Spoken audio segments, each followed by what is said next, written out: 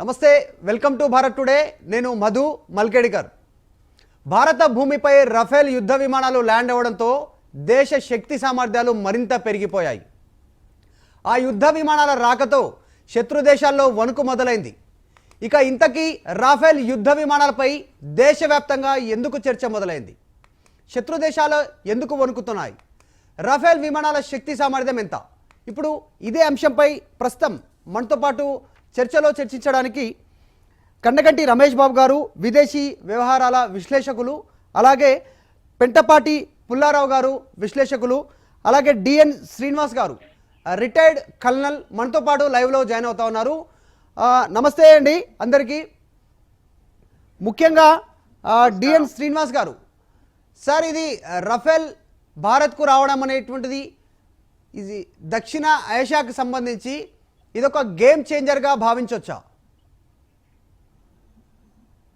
నమస్కారం అండి Bharat TV viewers అందరికీ ఇది ఆపర్చునిటీ ఇచ్చినందుకు నేను భారత్ టీవీకి అందరికీ నా కృతజ్ఞతలు చెప్తున్నాను.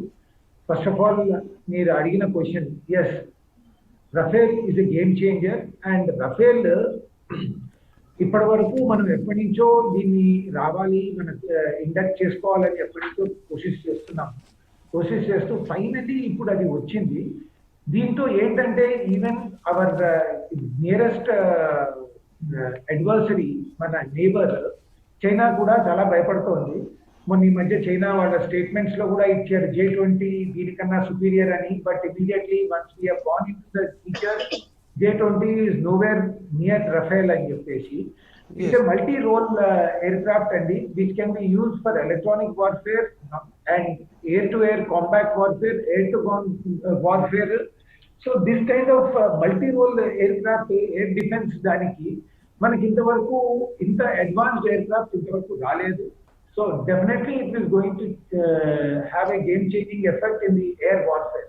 Moreover, మనకి ఇప్పుడు ఏంటంటే ఓవరాల్ మన స్క్వాడ్రన్స్ వీఆర్ షార్ట్ ఆఫ్ మన overall requirement of Indian army we are having around 42 squadrons requirement ఉంటే right now we are having around 30 odd squadrons.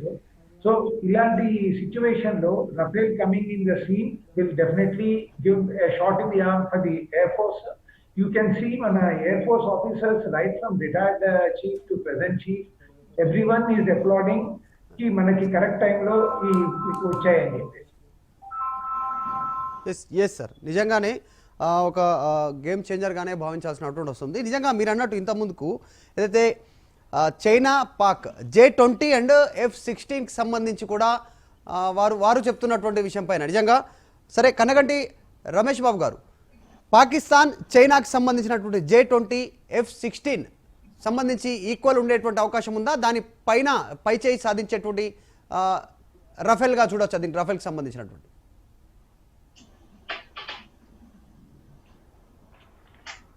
Ramesh గారు మీరు ఒకసారి అన్మ్యూట్ చేయండి. Ramesh Babu garu. Okay, yes sorry, I would like to understood the question, sir. Understood the question. Yes. So I would like to put it in perspective, sir. Especially I wanted to say namaste to Dr. Pentapati Pullarao garu, Colonel Srinivas sir,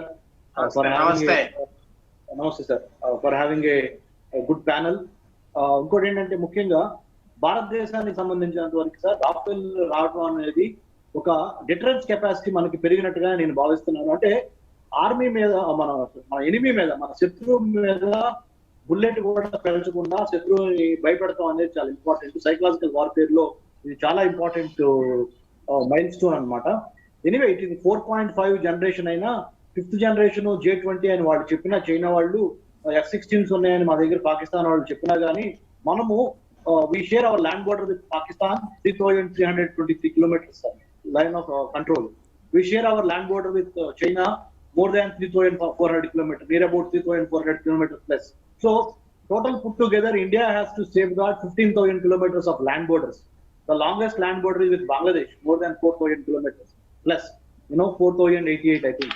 So what I'm trying to tell is, by having Rafale into our arsenal, our army, navy, air force ని strengthen చేయడంతో పాటు ముఖ్యంగా దేశ ప్రజలకి corona సమయంలో ఈ COVID-19 టైంలో ఒక మానసికంగా ఒక బ్రౌనీ పాయింట్ మనం సాధించినట్టే, ఒక మంచి score సాధించినట్టే.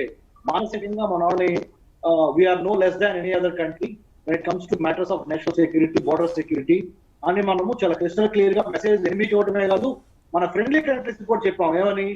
So China and corona cannot defeat India. Psychologically we are up, morally we are up, and in terms of arms and ammunition also we are no less than any other important country in the world.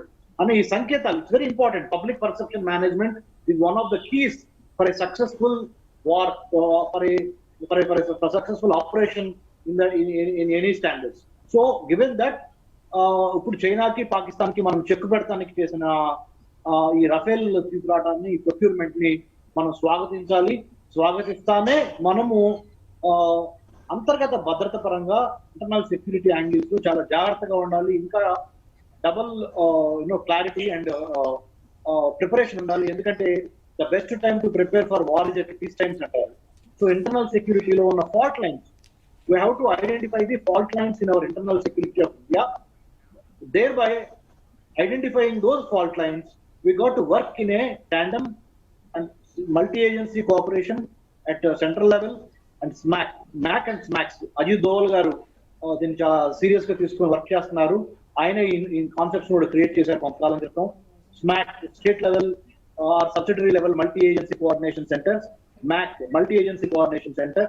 అంటే ఒక paramilitary force, ఒక army navy air force, ఒక intelligence bureau, ఒక రా, ఇవన్నీ కలిసి ఒక తాటి మీద నడిచి ప్రాపర్ గా పబ్లిక్ పర్సెప్షన్ మేనేజ్ చేస్తా, శత్రు దేశాలకి భయపెడతా మనము ఆ డిఫెన్స్ కెపాసిటీ పెంచుకునే విధంగా ఈ రాకెట్ అనేది తప్పనిసరిగా మనకి పనికొస్తుంది అనేది నా ఉద్దేశం.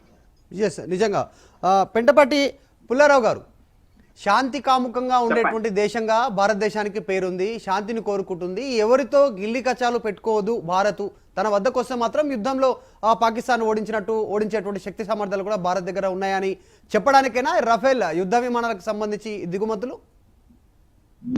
ఒకటి కర్నల్ శ్రీనివాస్ గారు, డాక్టర్ రమేష్ గారు చెప్పింది ఒక మంచి మాట.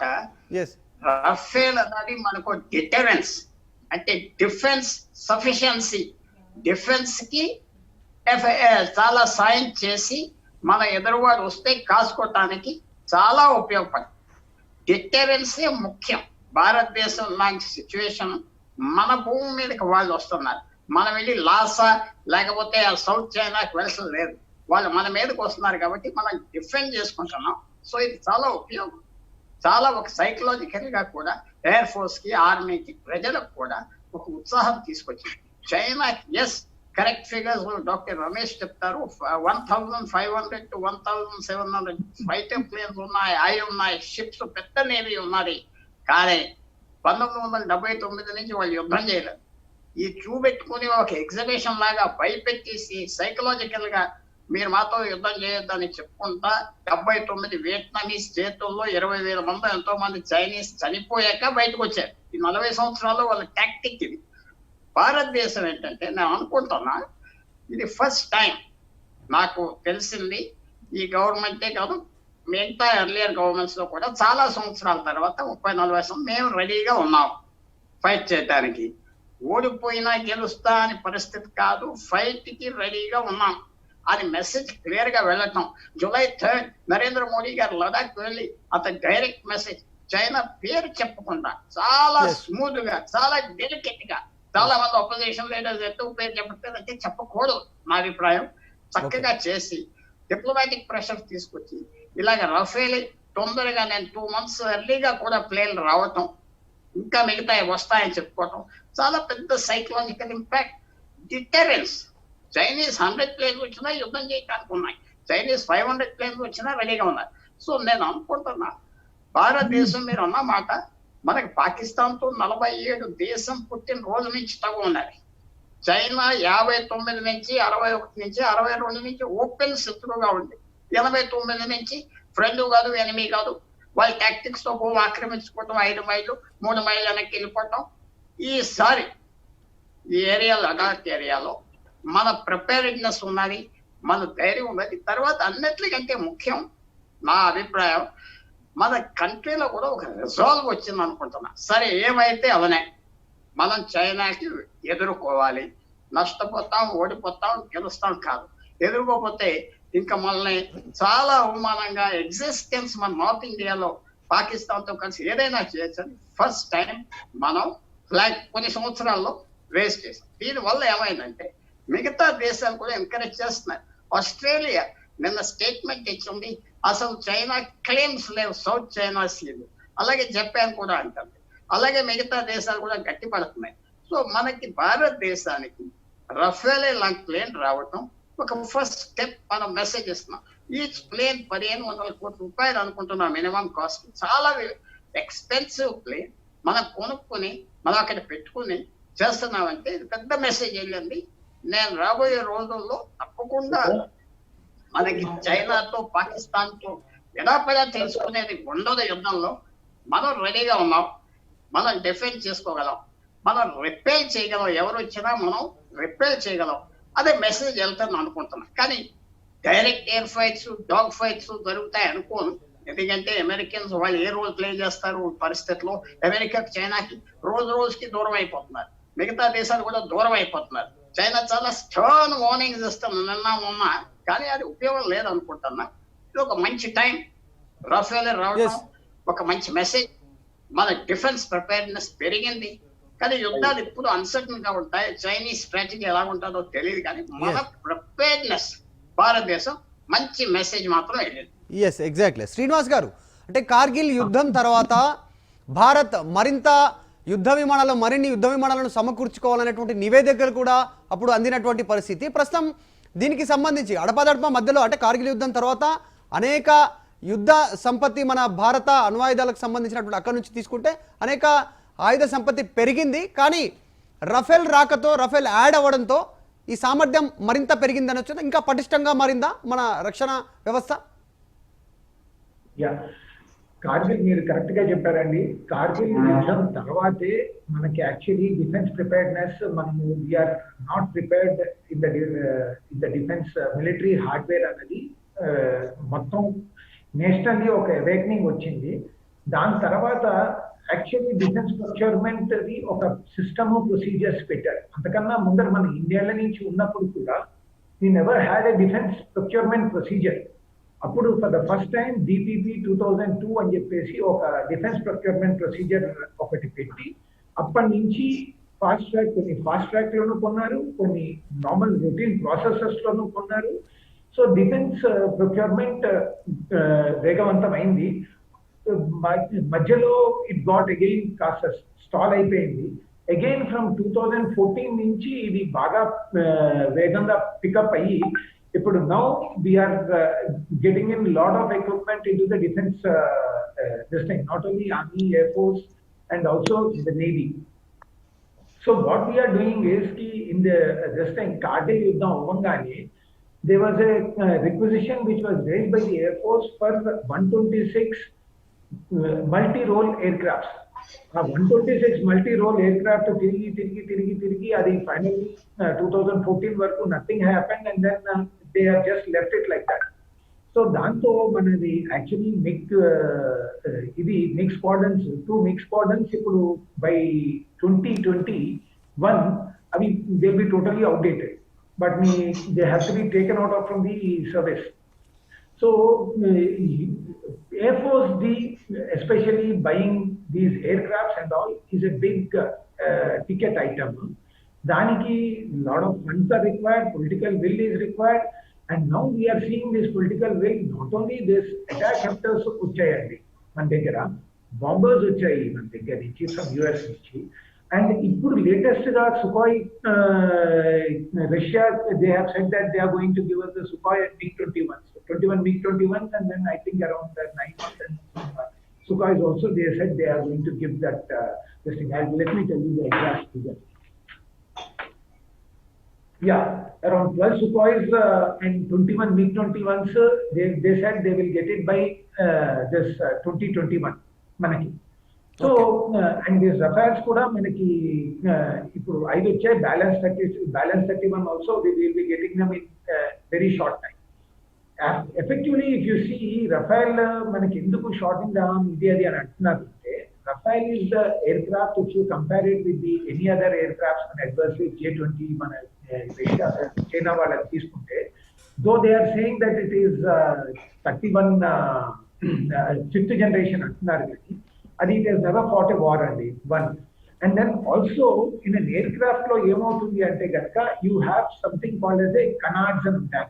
అదేంటంటే బేసికలీ ఫ్యూరిలాజ్ ముందర వింగ్స్ కన్నా ముందర ఉంటుంది. They give buoyancy and then flight control ఇయడానికి. ఈ కనార్డ్స్ ఏమో రెడార్ లో డిటెక్ట్ అవుతాయి. ఓకే. ఈ 5th generation aircrafts cannot be detected in radar. అంటే దిస్ ఇస్ బేసికలీ వీళ్ళు ఏం చేస్తున్నారంటే China using their propaganda machinery they are trying to tell us మీకన్నా మన దగ్గర ఎక్కువ సుపీరియర్ వెపనరీ ఉందని వాళ్ళు అంటున్నారు కానీ no it doesn't have. That is what even our retired air chief ఆయన మీ మధ్య స్టేట్మెంట్ ఇచ్చారు. So he had asked two very specific questions. Super cruisability ఉంటుందా, మీ దగ్గర కనాడ్ ఉందా, can they be detected in the radar అంటే yes they can be detected. Whereas Rafale cannot be detected and Rafale has the missile capabilities which can easily engage J-20. So definitely this is a shot in the arm. Manaki new equipment they are being considered. If you see ఇప్పుడు ఒకటి కొత్తగా ఒక RFI అంటే request for inquest అంట. అంటే మేము we want to buy అని మన వాళ్ళు air force will ask for that. Around 114 medium range aircrafts దానికి RFIs వెళ్ళింది. అండ్ అడ్వాన్స్ ఇండియా ఏమో MiG-29s అరౌండ్ 59 అప్గ్రేడ్ చేస్తుంది. అండ్ 21 ఏమో MiG-29s ఏమో they are buying it straight away from Russia. Okay. All has been pulled up. Almost 30 Sukhoi they are making them. Around 123 LCAs వాళ్ళని they are asking them to make a Tejas. They are asking them to speed up the production. So definitely మన defence capabilities ని improve చేయడానికి ఇవన్నీ activities అవుతున్నాయి. And then government overall politically they are looking at in a holistic fashion అండి. Defence మన own defence preparedness కాదు. One last point, defence preparedness కాదు, they also want to disinvest the defence infrastructure, defence ordnance factories and these things, so that these capabilities can enhance and we start making defense machinery which can be exported. For the first time we have started exporting defense machinery to the other countries. Monnati varaku manaku rupuliki kaadu. So definitely things are going on a better way. Okay. Yes Ramesh Babu garu, నిజంగా ప్రపంచంలో ఉన్నటువంటి అత్యాధునికమైనటువంటి వ్యవస్థ కలిగినటువంటి ప్రస్తుతం Rafale విమానాలు అంటున్నారు. అంటే ఇతర దేశాలు ఇంకా అత్యాధునికమైనటువంటి ఏమైనా ఆయుధ సంపత్తి కలిగినటువంటి దేశాలు ఏమైనా ఉన్నాయా? ప్రస్తుతం రఫేలే ఈ యుద్ధ విమానాల్లో అన్నిటికంటే టాప్ పొజిషన్లో ఉన్నాయా? తేడా ఏంటంటే ఇతర దేశాల ఆయుధ సంపత్తి ప్రస్తుతం మన దగ్గర ఉన్నటువంటి సంపత్తి విషయంలో. నేను డాక్టర్ పెంటపాటి పుల్లారావు గారికి, ఆయన చాలా నాలెడ్జబుల్, చాలా మంచి ఎక్స్పర్ట్ సార్. తర్వాత మన కల్నల్ శ్రీనివాస్ సార్, మరి ఆయన దేశం కోసం ఎంతో మిలిటరీలో పనిచేసి వచ్చిన కల్నల్ లెవెల్ స్థాయి అధికారి. వీళ్ళిద్దరి సమక్షంలో ఒక ఇంపార్టెంట్ మాట నేను April 15 చెప్పాను, ఆల్మోస్ట్ 3 months బ్యాక్. మళ్ళీ ఒకసారి రిపీట్ చేస్తున్నాను సార్. ఇప్పుడు COVID-19 COVID-19 కి నేను ఒక క్లిస్టల్ క్లియర్ గా నేను తప్పవచ్చు ఒప్పవచ్చు, అది కాలం నిర్ణయిస్తుంది. నాకు ఒక నిర్దిష్టమైన డెఫినేషన్ ఉంది. ఆ డెఫినేషన్ నేనే ఇచ్చాను. ఆ డెఫినేషన్ ఏంటంటే Chinese orchestrated venomous imperial design, COVID in 2019. Chinese orchestrated venomous imperial design in 2019. అంటే చైనా యొక్క విషపూరిత సామ్రాజ్యవాద డిజైనే ఈ COVID-19 అని చెప్తా. నేను geo political geo strategic realities of ఇండియాని విశ్లేషణ చేస్తా. చైనా యొక్క గ్రేట్ గేమ్ అర్థం చేసుకోకుండా మనము బిట్స్ అండ్ పీసెస్ లో నీజర్క్ రియాక్షన్స్ ఉపయోగిస్తే మన దేశానికి దశ దిశ ఉండదు. సో గ్రేటర్ గేమ్ ఏంటి? What is the grand strategy of China? Let's say from 1949 till 2049. 1949లో చాంకాయ్ షేక్ ని తరివేస్తే ఆయన తైవాన్ బారిపోయాడు. కమ్యూనిస్ట్ పార్టీ ఆఫ్ చైనా ఆ రోజు నుంచి 2049 100 సంవత్సరాలకి నా ఉద్దేశం ప్రకారము ఒక గ్రేట్ గ్రాండ్ స్ట్రాటజీ ఉంది. ఆ స్ట్రాటజీలో ఒక important turning point Xi Jinping lead the current CPC communist party of China 2013 లో belt and road initiative start చేసి ప్రపంచంలోని చాలా దేశాలని తన వైపు తిప్పుకోవడానికి ఎకనామిక్ బెనిఫిట్స్ చూపించి మిలిటరీ ఇంటెన్షన్స్ లోపల, అంటే సటిల్ గా మిలిటరీ ఇంటెన్షన్స్ ఉంటాయి, అంటే ఓవర్ట్ కాదు కోవర్ట్ గా మిలిటరీ ఇంటెన్షన్స్ ఉంటాయి. ఓవర్ట్ గానేమో ఎకనామిక్ ప్యాకేజ్ యూనో అందరి శ్రేయస్సు అనేది మాస్క్ రీడింగ్ అనమాట. ఆ మాస్క్ కింద ఉండేది ఏంటి? Military intention of CPC, Chinese communist party of China, CPC. వీళ్ళు ఆ బెల్ట్ అండ్ రోడ్ ఇనిషియేటివ్ లో ఒక్క ఇండియా తప్పితే చాలా దేశాలు, మన చుట్టుపక్కల ఉన్న దేశాలన్నీ కూడా సైన్ పెట్టేసి, ఓకే, ఒక ఇండియానే it is being consistently opposing the CPC led BRI belt and road initiative because our strategic interest are at stake in different parts of the country, especially మన north west to north east frontier లో భారతదేశానికి. And I hope you all can understand what I mean by that. ఆ CPC China Pakistan economic corridor, ఆ Karakoram highway, వాటికి అన్నిటి కొన్ని importance మనం చాలా కోల్పోతాం దీని మూలాన. సో కాబట్టి గ్రేట్ గేమ్ ఏంటి? 1949 నుంచి 2049 వరకు చైనాకు ఒక గ్రాండ్ స్ట్రాటజీ ఉంది. What is India's answer to Chinese grand strategy? Question number 1. And at what level right now India is in terms of preparation to counter the Chinese grand strategy? Question number 2.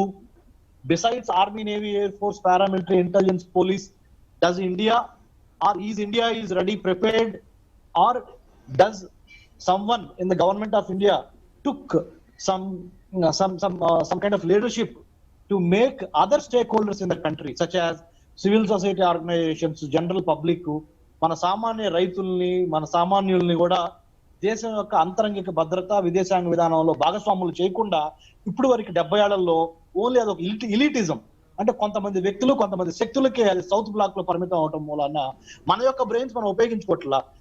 We have lot of సంపత్తి ఉంది, ఎంతో మంది intellectuals, ఎంతో మంది వ్యూహరచన చేసే వాళ్ళు ఉన్నారు. ఏది ఇయే కాకుండా వాళ్ళని కూడా మనము ఈ మమేకం చేయాలి జాతీయ యొక్క నిర్మాణంలో ఈ చైనాని, పాకిస్తాన్ ని రేపు ఎవరు వచ్చినా ఎదుర్కోవడానికి.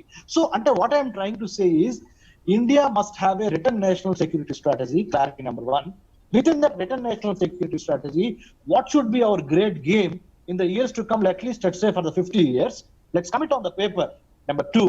Number 3, అంతరంగిక భద్రత, విదేశీ వ్యవహారాలు have to be one of the political points in the elections in India, general elections లో కూడా. ఎందుకంటే see, now we are living in a globalized world where cyber space we don't have any control.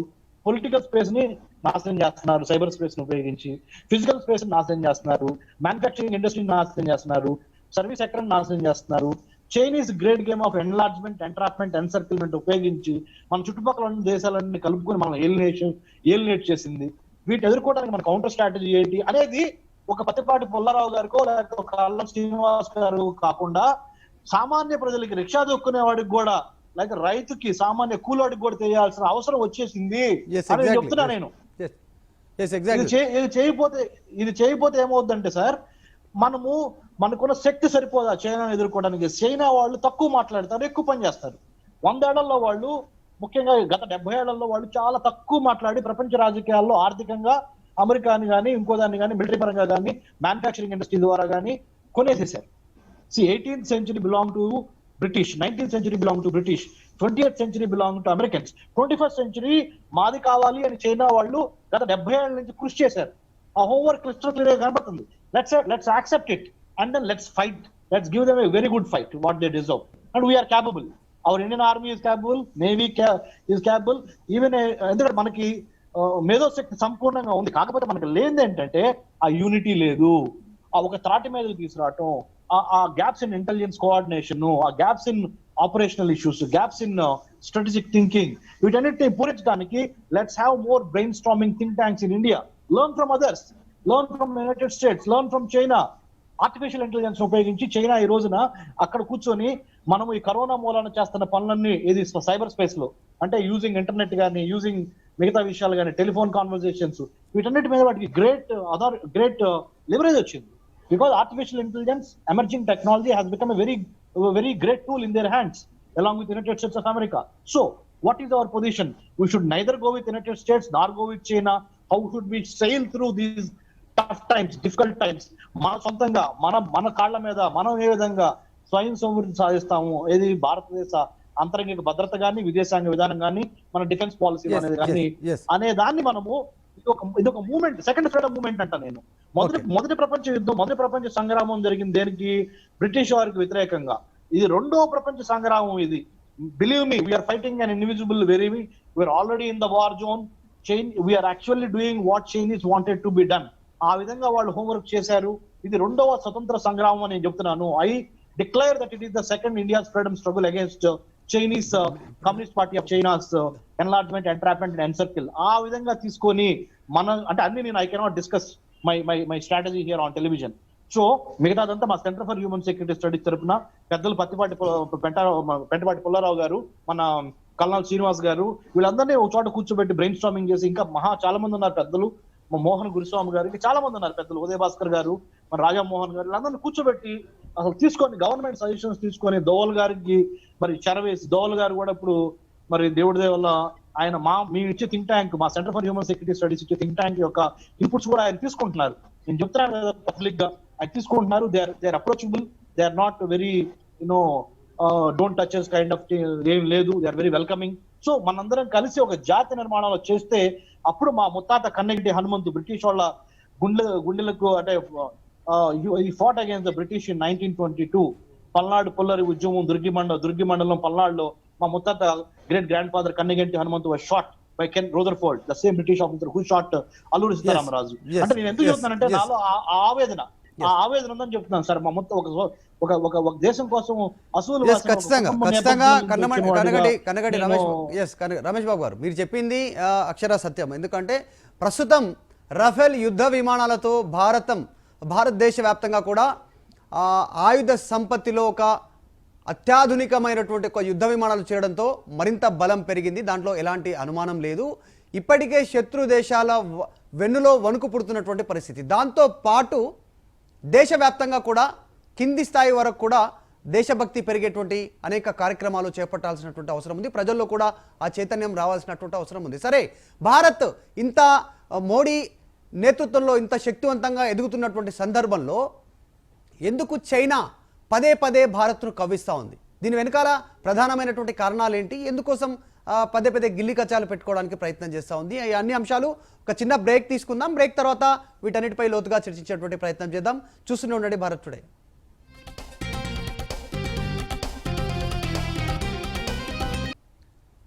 Welcome back to debate. ముఖ్యంగా China ఎందుకు కవ్వింపు చర్యలకు పాల్పడుతూ ఉంది అంటే అంతర్జాతీయంగా కూడా భారతదేశానికి పూర్తి మద్దతు ప్రకటిస్తున్నటువంటి నేపథ్యంలో పదే చైనా ఎందుకు కవ్వింపు చర్యలకు పాల్పడుతూ ఉంది? బార్డర్లో కేవలం కవ్వింపు చర్యలకే కాదు, ఇతర దేశాలకు సంబంధించినటువంటి వారితో కూడా మనకు ఇబ్బందులు తలెత్తే రీతిలో పాకిస్తాన్, అలాగే నేపాల్, ఇంకా కొన్ని చిన్న దేశాలతో మనకు ఇబ్బందులు కలిగేటువంటి వాతావరణం సృష్టించేటువంటి ప్రయత్నం చైనా చేస్తున్నటువంటి పరిస్థితి. వీటన్నిటికీ చెక్ పెట్టేటువంటి వ్యూహంలో భాగంగానే రఫేల్ యుద్ధ విమానాలను త్వరగతిన అంటే అనుకున్నటువంటి సమయం కంటే ముందుగానే దిగుమతి చేసుకున్నటువంటి పరిస్థితి.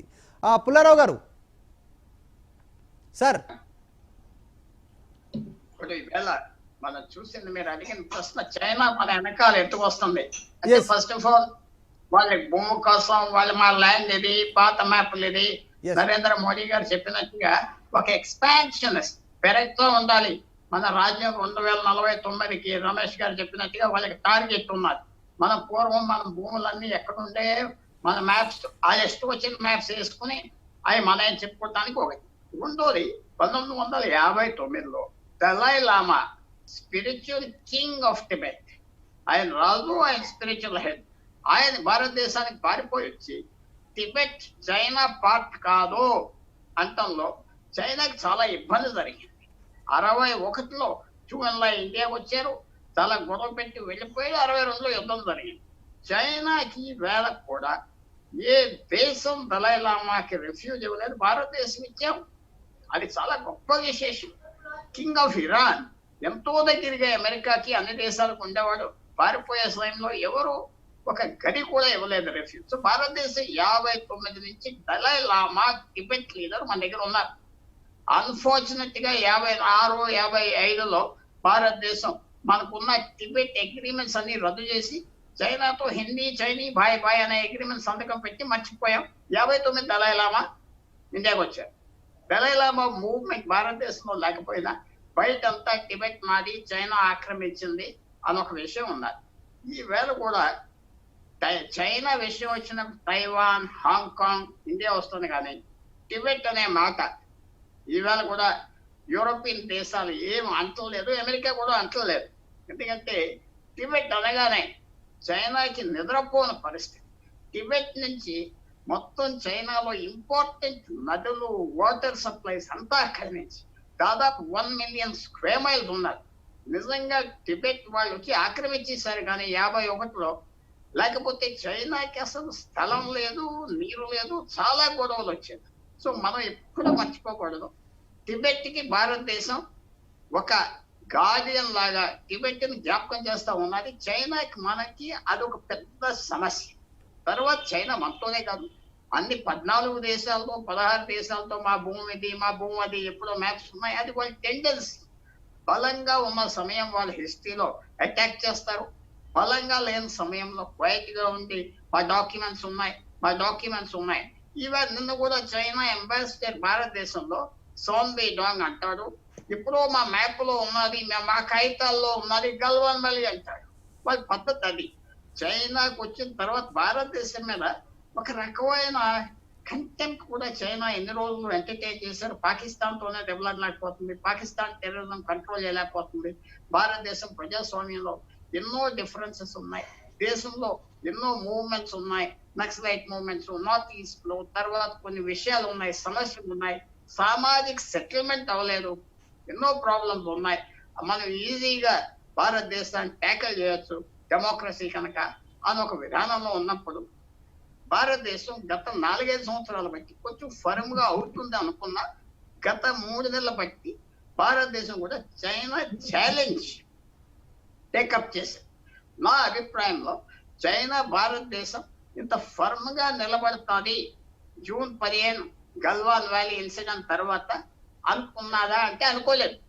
చాలా సింపుల్ గా ట్యాకిల్ చేశాం, చాలా సింపుల్ గా మనకు పూర్వం జరుగుతూ ఉన్నది. కొద్దిగా ఆక్రమిద్దాం, కొద్దిగా వెనక్కి వద్దాం, వెనక్కి వద్దాం.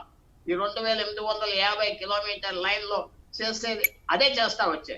సో భారతదేశం మీద మనం తిరిగి దెబ్బలాడే శక్తి లేదు అని ఒక పెద్ద సైకలాజికల్ ఒపీనియన్ వాళ్ళకి వచ్చింది. కానీ ఈ ఫర్మ్ హ్యాండ్ మనం ఉంది.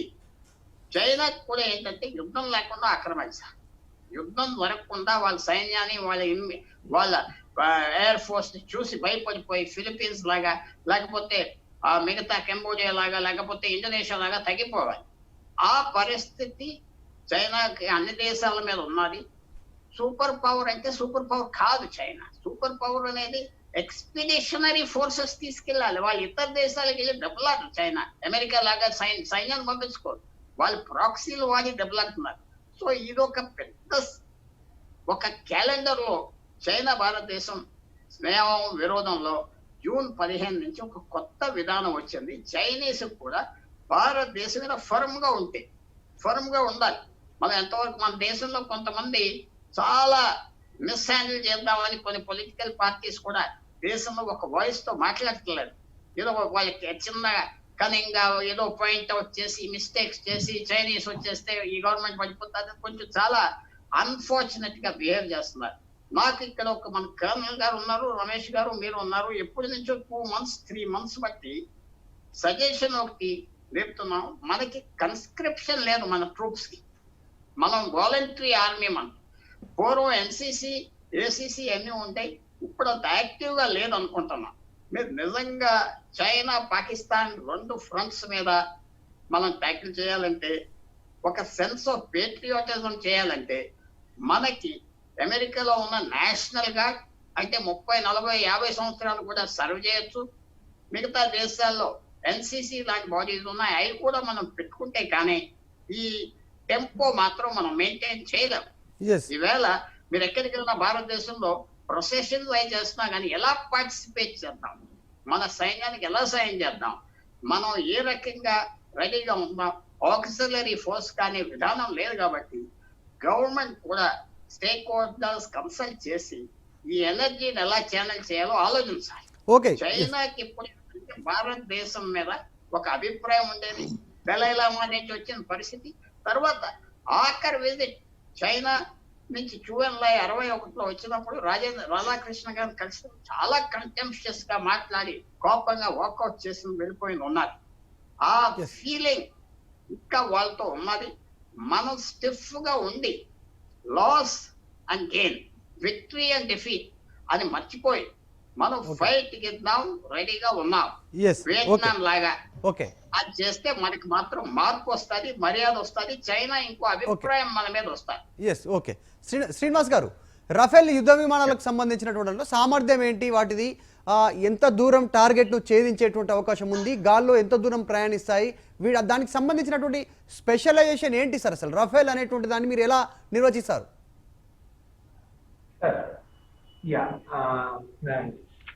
రమేష్ గారు, doctor Ramesh garu, Pullarao garu, they have been giving very useful inputs, చాలా మంచి ఇన్పుట్స్ ఇస్తున్నారు. And it's also very good learning also మాట్లాడుతున్నప్పుడు. And with due regard whatever doctor Ramesh garu చెప్తున్నారు, I just wanted to add on a few things అండి. Firstly, Rafale is a 4.5 generation aircraft. 4.5 generation అంటే 5th generation aircraft, fighter aircraft is the latest aircraft.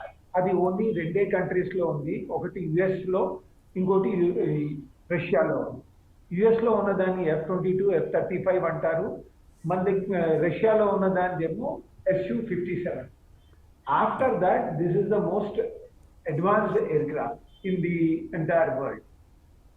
No, Rafale లో advantage ఏంటి అంటే, more than this time, for the first time it has been indigenized. And indigenized అంటే మన basically మన Indian, మన combat capabilities కి, మన కాంబాట్ రిక్వైర్మెంట్స్ బట్టి all those things have been added on. అందుకే మనం there was a lot of talk earlier, మన కస్టమైజేషన్ మనకు కావాల్సినవన్నీ చాలా వచ్చాయి. Like night vision capabilities in the thermal cameras for that, and then also some stealth bombing, this thing. Apart from this, there is one kind of a bomb, one of those spice missile anna adi chusam, Balakot air strikes,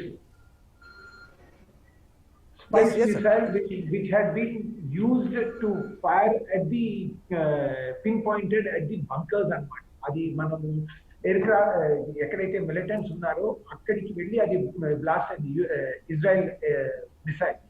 even it has the similar kind of missile Safran కంపెనీది, దాంట్లో పెట్టే capability ఉంది, even spice missile capability ఉంది. It has variety of capabilities. Electronic warfare అంట, it can fight the electronic warfare. ఎందుకంటే ఈ aircraft లో whole lot of equipment ఉంటుంది అనమాట. ఓన్లీ స్విచ్చెస్ చాలా ఎక్కువ ఉంటాయి. అవన్నీ కూడా they have to withstand this EMI అంటారు, ఎలక్ట్రోమాగ్నెటిక్ పల్స్ అనమాట, ఇంపల్స్. దాన్ని విత్స్టాండ్ చేసి it can fight an electronic warfare, it can fight and ground to air to air dogfight లో it can fight, and it can do in air to ground. And also specific air to ground రెండు విధాలుగా ఉంటుంది. Area weapon అంటే పైనుంచి వెళ్తూ బాంబార్డ్ చేసుకుంటూ వెళ్ళిపోవడం. ఇంకోటి స్పెసిఫిక్ గా పాయింటెడ్ టార్గెట్ అంటే ఒక చిన్న బంకర్ ని కూడా it can attack, or tank it can attack. Okay. So aircraft range, air to ground range అంటే అది ఎక్కడి నుంచో గ్రౌండ్ లోకి ఫైర్ చేసే range is almost around 300 kilometers. Okay. So cruise missiles with 300 kilometers, once those missiles are fired, they are not detected by the any kind of radar. Very low line lo veltu, and they work on different navigation. Ante GPS navigation, దీని నుంచి aircraft నుంచి navigation ఉంటుంది, GPS నుంచి ఉంటుంది. Finally homing on capabilities ఉంటాయి. They finally home on and then go and attack that particular target. Okay. So it has a whole lot of capabilities, and more of technicality outundi. But the capabilities are air to air missiles untayi, high agile maneuverability, munition extended and long range it can take on. మీరు ఇదే ఇది చూసారు కూడా, aircraft it had capability to fly right from Paris నుంచి, it came France నుంచి it came right and then యుఏఈలో చిన్న halt and then ఇండియాకి వచ్చేసింది స్ట్రేట్ అవే. ఎస్, అవును అవును. సో ఎయిర్క్రాఫ్ట్ కేపబిలిటీ పర్సే చూస్తే కనుక what Air Force is saying, and ingoti biggest advantage, I was listening to retired air chiefs, one of the interviews. ఎలాంటి where he said, yes sir, ఎలాంటి వాతావరణ పరిస్థితుల్లో అయినా కూడా ఈ యుద్ధ విమానం పనిచేస్తుంది? అంటే శీతలం కావచ్చు, వర్షంలో కావచ్చు, మంచు ఉన్నటువంటి ప్రాంతంలో కావచ్చు, టార్గెట్ను చేజ్ చేసేటువంటి పరిస్థితుల్లో కావచ్చు, ఇంకా ఏమేమి ఫెసిలిటీస్ ఉన్నాయి దీంట్లో?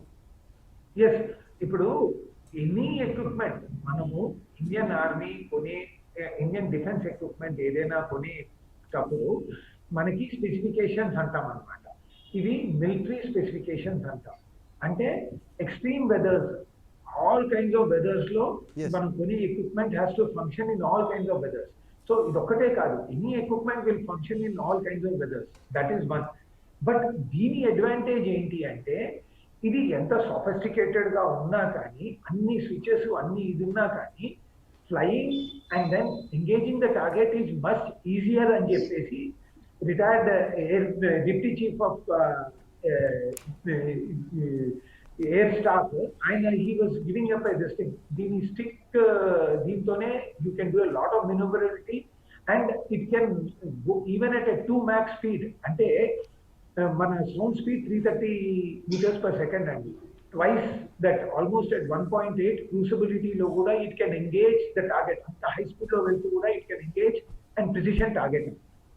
సో మన ఇప్పుడు basically if you see the capability versus the man అంటే Indian defense forces are heavily they are very highly trained people, be it Air Force, be it Army or any.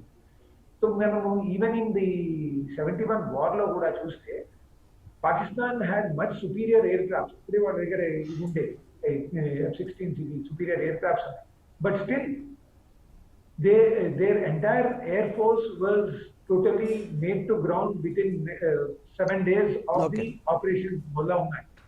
So we were at a lesser superior. Even on the Balakot dan tarvata post air strikes ఇది అయినప్పుడు, dog fight అయినప్పుడు, okay, wing commander Abhinandan గారు he used age-old మన దీన్ని తీసుకుని he shot down F-16. దాని తర్వాత ఏదో లేదు J-17 అన్నారు, ఇది అన్నారు. Finally they have agreed that it is F-16 only. Then we have proved that this thing, and finally it was also agreed by US that it was an F-16.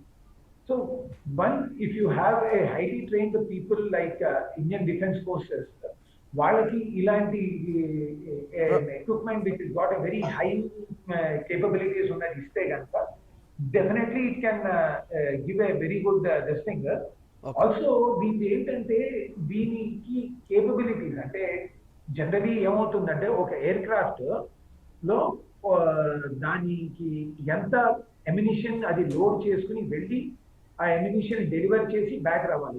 Sorties అంటారు. ఒక సార్టీ వెళ్ళి back వస్తుంది, మళ్ళీ ammunition load అవుతుంది, మళ్ళీ వెళ్తుంది, మళ్ళీ వస్తుంది. సో దీంట్లో కేపబిలిటీ ఏంటంటే it has a ammunition capability of almost around 10 tons. So it ఒక సార్టీలోనే it can do a lot of destruction and come back. You don't want to get in to the details ఏమేమి తీసుకెళ్ళి ఏమేమి చేస్తుందో అని. Though there was lot of probing done earlier by the various people. Our government had restricted this particular information. Okay. That they said it is specific to Air Force, it cannot be given. And yeah, but what as a layman manake understand ayyedi enti ante it can carry more weight, more ammunition with it and deliver and come back.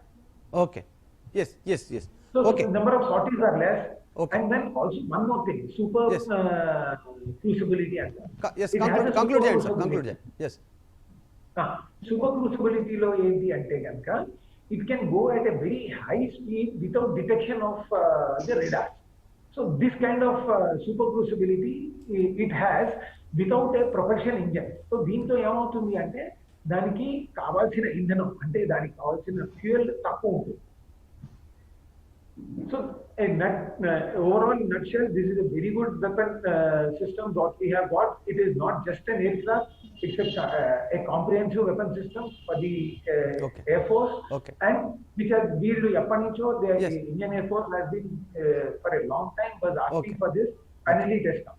Yes okay yes Ramesh Babu garu నిజంగా make in India అనేటువంటి ఇక్కడ programme తీసుకోవడం జరిగింది, కానీ మనం ఇంకా ఇతర దేశాలకు సంబంధించినటువంటి యుద్ధ సామాగ్రిని అక్కడి నుంచే మనం దిగుమతి చేసుకున్నటువంటి పరిస్థితి. మన దేశం ఎప్పుడు స్వయం సమృద్ధి చెందేటువంటి అవకాశం ఉంటుంది యుద్ధ సామాగ్రిని మన దేశంలోనే తయారు చేసుకోవడానికి. ఇట్లాంటి అత్యాధునికమైనటువంటి విహంగాలను మనం ఎప్పుడు తయారు చేసుకునేటువంటి అవకాశం ఉంటుంది? చాలా సింపుల్ గా అడిగారు, కానీ చాలా కష్టమైన క్వశ్చన్ అడిగారు. తెలుసో తెలీదు అది. So anyway, so what I want to say to put it on very seriously, రాజకీయ సుస్థిరత, political stability, politically motivated vision for working for the country, ఇలాంటి క్వాలిటీస్ ఉన్న లీడర్షిప్ ఉండటం అనేది మనకి చాలా అవసరము.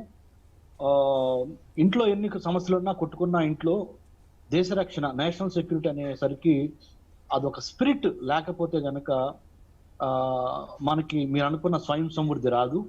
సో అందుట్లో కొంతవరకు నేను కరెంట్ లీడర్షిప్ లో నేను చూడగలిగాను. ఇది ఆ నేషనల్ స్పిరిట్, ఆ patriotic fervour.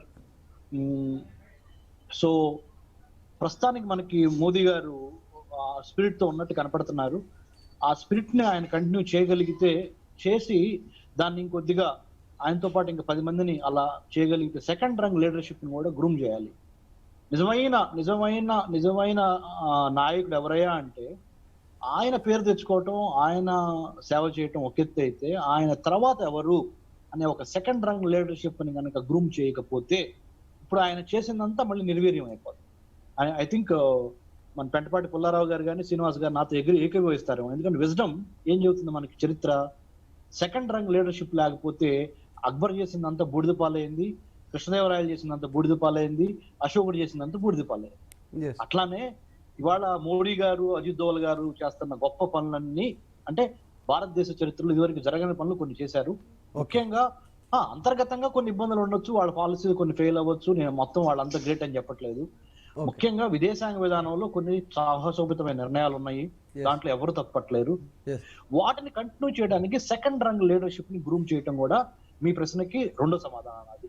Anyway, having said that, I would like to put it in perspective, and because yes, exactly Ramesh Babu garu మీరు perfect point. Yes, అదే లాస్ట్ సెంటెన్స్ ఒకటి నేను ముగిస్తాను, ఎందుకంటే పెద్దలు పుల్లారావు గారు వాళ్ళు మాట్లాడతారు. నేను ఒక్కటేనండి కోరినది, భారత్ టుడే లాంటి చైతన్యవంతమైన ఛానల్స్ దేశం కోసం, ధర్మం కోసం అనే ఒక ధైర్యంగా ముందరకు వచ్చి చేస్తున్న కృషికి మీరు 10 మందిని కలుపుకొని థింక్ ట్యాంక్స్ మేధోమదనం చేసి, రీసెర్చ్ సెంటర్స్ ని డెవలప్ చేసి, R&Dలో డబ్బులు ఇన్వెస్ట్మెంట్ చేసి, థింక్ ట్యాంక్స్ డెవలప్ చేసి, ఆసేతు హిమాచలం, కాశ్మీర్ నుంచి కన్యాకుమారి వరకు 15,000 కిలోమీటర్ల ల్యాండ్ బోర్డర్లు, 7,516 కిలోమీటర్ల కోస్టల్ బోర్డర్లు, 23,000 కిలోమీటర్లు ప్రతిరోజు మనం కాపాడుకుంటే గానీ మన చుట్టుపక్కల ఉన్న దేశాల నుంచి మనం రక్షించుకోలేం. You can choose friends but you cannot choose neighbours. So you should know how to manage your neighbours.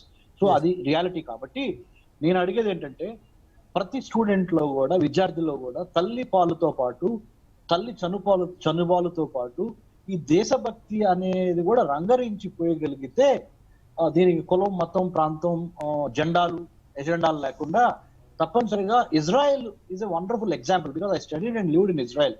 Not that India is doing great. India is doing extraordinarily well when compared to Pakistan, because it is a failed state. Anyway, I don't want to get into that.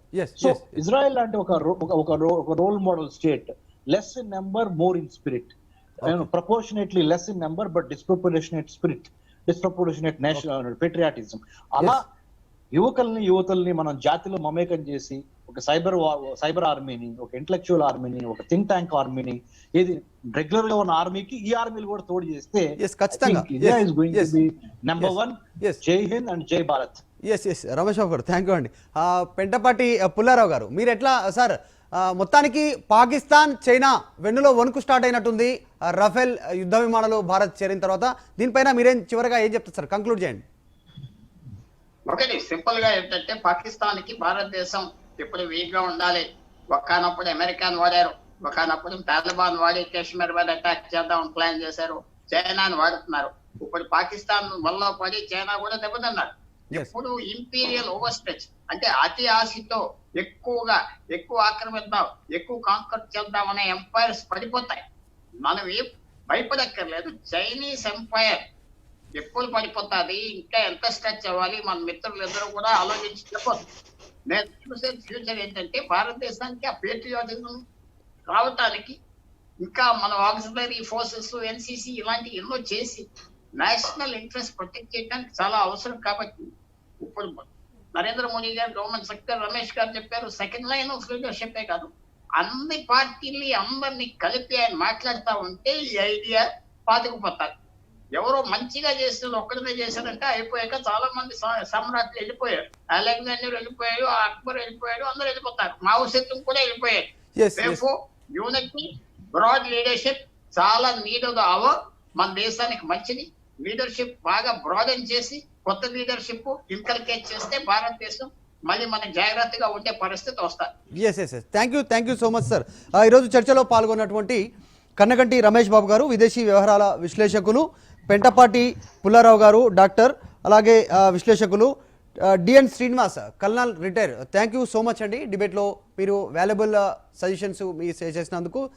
మొత్తానికి ప్రస్తుతం మోదీ నాయకత్వంలో భారత్ ఎంత పటిష్టంగా ముందుకు వెళ్ళడానికి సిద్ధంగా ఉందో, మోదీ తర్వాత కూడా ఇదే రకమైనటువంటి భారత పటిష్ట కోసం పనిచేసేటువంటి నాయకత్వాన్ని తయారు చేయడం కూడా అంతే ముఖ్యమైనటువంటి అభిప్రాయం కూడా వ్యక్తమైంది. మొత్తానికి రాఫెల్ యుద్ధ విమానాలు అణ్వాయుధాలను కూడా మోసుకు వెళ్ళేటువంటి సామర్థ్యం ఉంది. సుదూర లక్ష్యాలను కూడా సెకండ్లలో ఛేదించేటువంటి అత్యాధునికమైనటువంటి సామర్థ్యం ఉండడము, ఇవన్నీ కూడా భారత్కు మరింత బలాన్ని చేకూర్చేటువంటి దిశగా మన అమ్ముల పొదిలో రఫేల్ చేరడం అనేటువంటిది భారతదేశ ప్రజలంతా కూడా సంతోషం వ్యక్తం చేస్తున్నటువంటి పరిస్థితి.